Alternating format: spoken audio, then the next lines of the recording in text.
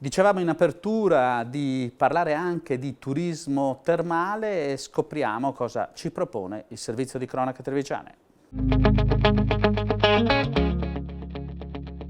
Conta ben 15 siti termali la regione del Veneto, un vero e proprio segmento turistico sempre più ricercato e ormai destagionalizzato, che vive però il suo periodo di massima gloria durante l'inverno. Una stagione che culmina lo stato di salute del turismo regionale, leader in Italia con 73 milioni di presenze, pari a più del 13% del PIL dell'economia regionale.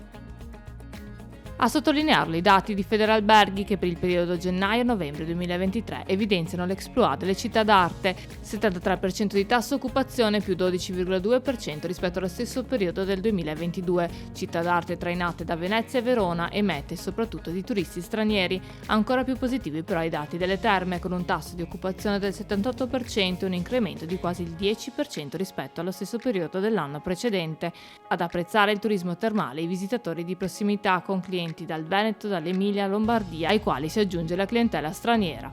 Un comparto, quello termale, che per le festività natalizie è quasi sold out, a confermarlo sempre Federalberghi Veneto su dati dell'Osservatorio regionale che fotografa un quadro decisamente positivo per il più grande bacino termale d'Europa, evidenziando infatti un balzo nel periodo natalizio che registra un più 25% delle prenotazioni rispetto allo stesso periodo dell'anno scorso, complice del successo l'accessibilità dei prezzi.